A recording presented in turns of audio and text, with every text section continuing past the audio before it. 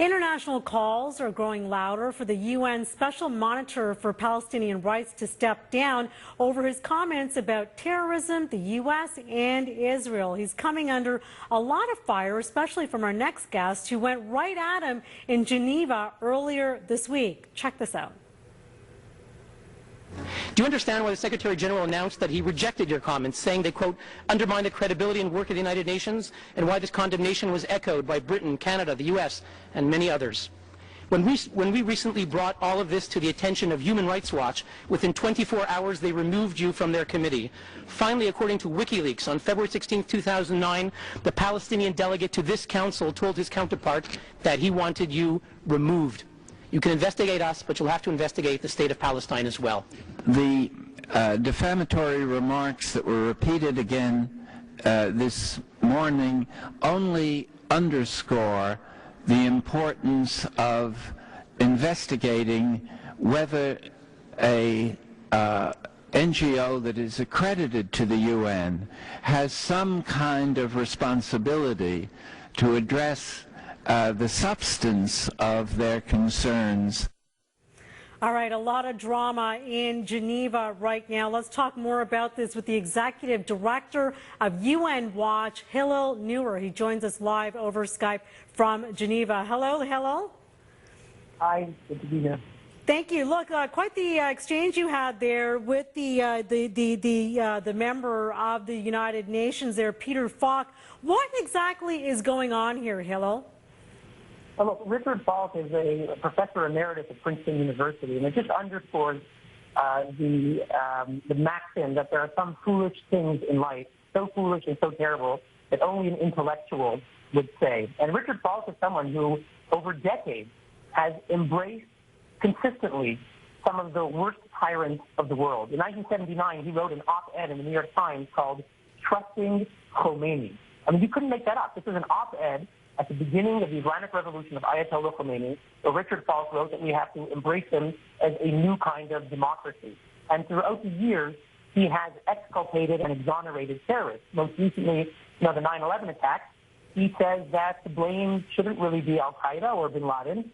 He promotes the work of some of the leading 9/11 conspiracy theorists who say that the blame should lie in America because it was an inside job. And just 2 months ago, when we had the Boston Marathon terrorist attack, once again, Richard Falk said we have to point the finger at the American global domination project and Tel Aviv, and he said it was a form of resistance.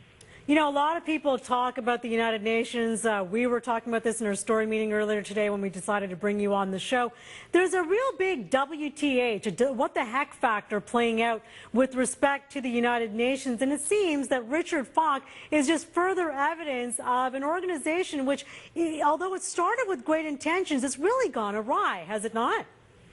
Well, that's right. Look, the United Nations Human Rights Commission was founded by great idealists like Eleanor Roosevelt, René Cassin of France, and in Canada, John Humphrey. It's law professor McGill, whom I remember in his later years, is one of the founders of the United Nations human rights system. In their early years, they did great things. But over time, this body has become hijacked by some of the worst regimes, and they seek out and find these deluded intellectuals in the West. Richard Falk is one of the more extreme examples of them, who promote a narrative that they like, which is that no matter what happens, whenever terrorism strikes, it could be in Boston, it could be in New York, it could be in Israel, the blame is not by the terrorists, it's somehow by the victims who provoke them. Okay. And, we have exposed him, and now he's attacking us. He's trying to shut us down. Okay, how long have you been exposing him? Because by all intents and purposes, these videos that we watch, it doesn't seem to be fazing him, and that seems quite troubling, especially for folks who are calling for some fair democratic action here, at least with respect to the UN. Well, look, we've been exposing him since the day he was appointed, so we're going back now 5 years, and we've gotten him condemned just by reporting what he says.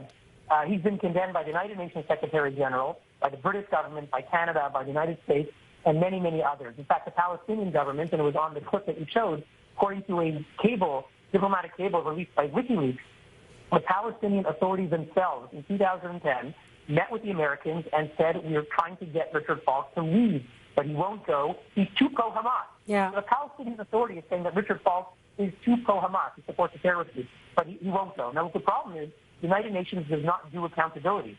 There's a 47-nation body called the Human Rights Council, and the majority continues to embrace it.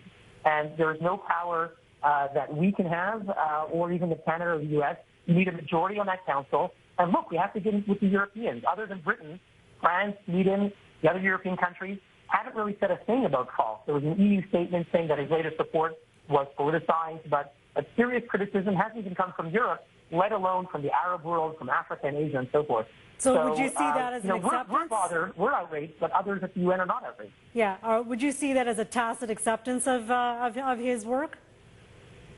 It's beyond tacit. Yesterday, 2 days ago when I took the floor, at least 10 countries sympathized with him and said that there's this terrible group that's defaming you, being us. And for a Princeton professor, emeritus, who supposedly believes in free speech, to try to shut us down because we report his words is truly extraordinary. It is indeed. Hillel, thank you so much for your time today. We appreciate it. Thank you, and I appreciate the Canadian people standing with us as we get in Parliament. All right, anytime. That, of course, is Hillel Neuer of UN Watch joining us via Skype from Geneva.